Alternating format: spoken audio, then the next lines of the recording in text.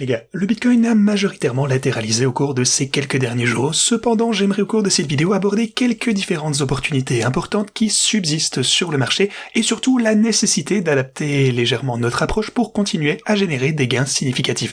Notre approche, c'est toujours de repérer les opportunités, alors on va un petit peu discuter de tout ceci. Je vous ferai également le point, bien sûr, sur la situation au Moyen-Orient, les éléments à bien comprendre et les événements récents. Encore une fois, on va ensemble lire entre les lignes, donc restez avec nous du début jusqu'à la fin de cette vidéo pour toutes ces infos.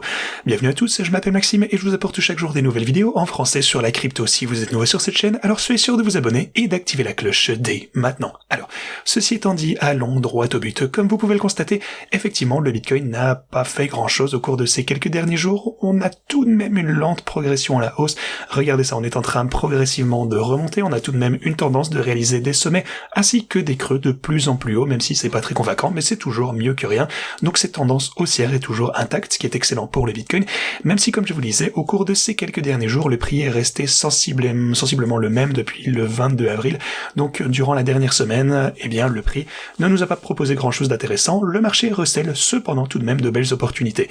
Alors, du côté de l'Ethereum, bon, on est toujours là, on n'arrive toujours pas à franchir la barre des 2400, la ligne orange que vous connaissez ici. Même chose du côté de Solana, regardez pour le coup, cette résistance est toujours en train de nous embêter, on est dans une range très serrée. On a vraiment essayé de franchir le niveau des 87 sans malheureusement y parvenir, et maintenant on a une petite chandelle rouge de ce côté. Alors, le marché en général a connu un petit pullback dernièrement, en fait ici, j'ai ce graphe que j'ai analysé il y a un petit moment, je vous avais parlé de la formation de ce pattern, bon ici c'est pas fait très proprement, mais vous voyez ça, donc une percée à la hausse, un petit pullback pour confirmer ce niveau de support. Ici on a pu remonter au-dessus de ceci, et comme vous pouvez le constater, on a eu un léger petit pullback, donc les marchés sont redescendus compte tenu de la situation au Moyen-Orient, des négociations de paix attendues qui n'ont pas vraiment eu lieu, mais en quelque sorte vous pouvez considérer que de ce côté on a confirmé le support et peut-être qu'à la prochaine bonne nouvelle on pourra repartir à la hausse. En fait, ce qu'on observe actuellement, eh bien ce sont quelques nouvelles que je vous expliquerai dans un instant, mais ça explique ce petit pullback. On a une peur plus présente sur les marchés aujourd'hui que par exemple le vendredi dernier.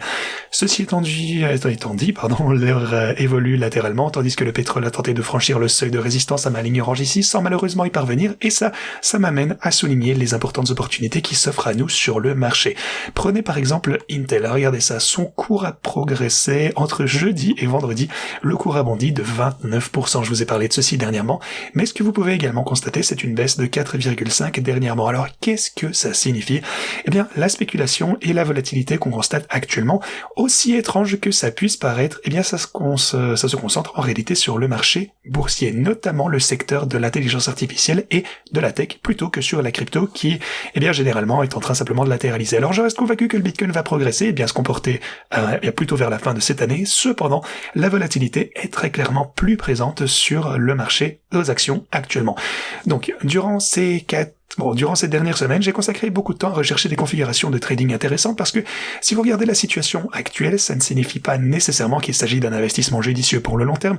Comme vous pouvez le constater pour Intel sur un intervalle hebdo, on pourrait dire oui, ça a tellement grimpé que ça ne peut pas continuer, c'est vrai, mais n'oubliez pas non plus qu'on a eu un pullback pour le coup de 75% ici en 2020 par exemple.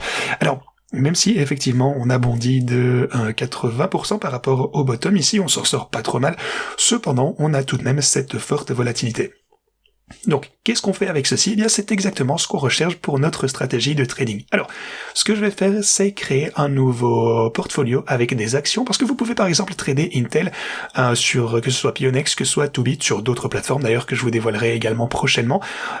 Donc, je compte apporter un changement majeur sur cette chaîne. On va bien entendu utiliser les cryptos, c'est le focus de la chaîne bien entendu.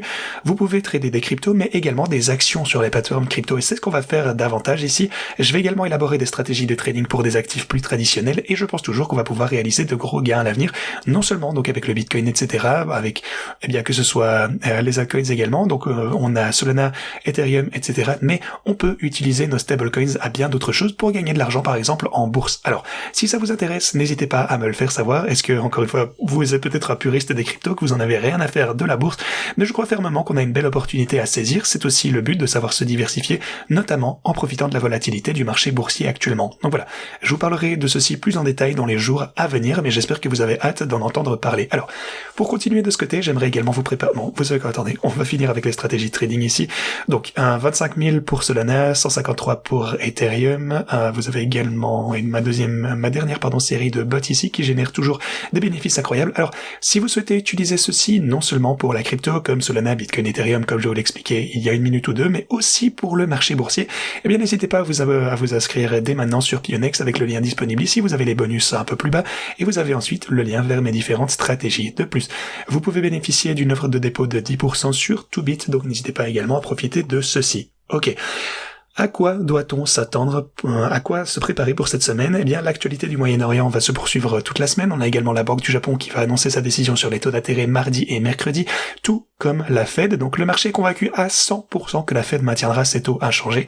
Affaire à suivre donc, mais bon, souvent quand c'est 100%, on a très peu de mauvaises surprises, ou de bonnes surprises pour le coup dans ce coup-là. Mais voilà, on ne devrait pas aller à l'encontre de cette tendance en tout cas, et d'autres données économiques seront publiées jeudi et vendredi. Donc l'analyse des données va être primordiale cette semaine, d'autant plus qu'on suit également l'évolution de la situation au Moyen-Orient. Alors, les premières informations qu'on a pu recevoir dernièrement indiquent que Donald Trump a annulé la venue des émissaires au Pakistan pour négocier avec l'Iran, ok. L'Iran donc n'a pas non plus prévu de se rendre sur place pour négocier et a déclaré qu'il n'entamerait aucune discussion sans blocus. Comme vous le savez, les États-Unis bloquent le détroit d'Ormuz pour le coup, la confiance ne pourra être rétablie sans la fin des hostilités selon l'Iran. Donc voilà. Telle est leur position actuelle, on va voir donc qui va pouvoir craquer en premier. Depuis lors, les chances d'un accord de paix d'ici la fin du mois de mai sont passées de 35 à 27%. Et encore une fois, c'est pour ça que je vous dis qu'à mon avis, les marchés étaient un petit peu trop optimistes durant les 2 dernières semaines. Cependant, d'autres développements sont survenus depuis. Selon les derniers rapports, par exemple, l'Iran a transmis un message écrit aux États-Unis via le Pakistan. Ce message abordait la question nucléaire ainsi que le détroit d'Ormuz. Mais pour le coup, bon, on sait que la priorité absolue de Donald Trump, c'est de maintenir cette position. L'Iran ne possédera pas d'armes nucléaires et le détroit d'Ormuz restera ouvert. Il ne semble pas du tout prêt à négocier ceci. Ce sont les 2 points essentiels actuellement que Donald Trump veut absolument imposer. En substance, il n'a cessé de répéter qu'il ne reviendrait pas sur ses engagements ni sur ses conditions. Donc, je pense qu'ils peuvent un petit peu négocier le pourquoi et le comment, mais pas les conditions en général. En tout cas, c'est ce qui a été communiqué jusqu'à présent. Alors, ceci étant dit, l'Iran a fait une légère concession, visiblement, mais seulement à moitié. Donc, Téhéran a proposé la réouverture des détroits d'Ormuz ainsi que la fin de la guerre, tout en reportant les négociations nucléaires à une date ultérieure. Donc, c'est un petit peu la moitié résolue. Encore une fois, ça va probablement à l'encontre de tout le reste. Si les 2 parties acceptaient, eh bien, ça contredirait les propos de Donald Trump également. Il n'y croit pas vraiment et il devra donc soit revenir sur sa condition d'un accord assorti de ces conditions, soit poursuivre le processus actuel. Et, eh bien, comme je vous disais, une fois encore, Trump l'a affirmé, ils doivent récupérer les armes nucléaires iraniennes et ils veulent absolument réouvrir le détroit d'Ormuz. Ils ne font pas de concessions. Donc, Trump pense que la guerre contre l'Iran prendra fin très bientôt et qu'ils seront finalement victorieux. C'est ce qu'il a déclaré de ce côté. Mais voilà. Encore une fois, à voir si l'Iran va vouloir, eh bien, concéder à ces conditions. Un autre point important, les fonds spéculatifs commencent à encaisser leurs bénéfices sur les valeurs technologiques. Cependant, ils restent toujours très fortement investis dans, encore une fois, le marché aux actions, surtout pour l'IA et la tech, mais on observe de plus en plus de prises de bénéfices, en tout cas de la part des gestionnaires. Voilà pour aujourd'hui. Dans cette vidéo, eh bien, encore une fois, je vous ai proposé le plus d'opportunités que je voyais. On en reparlera très bientôt. Ceci dit, merci de votre attention et moi je vous dis à la prochaine.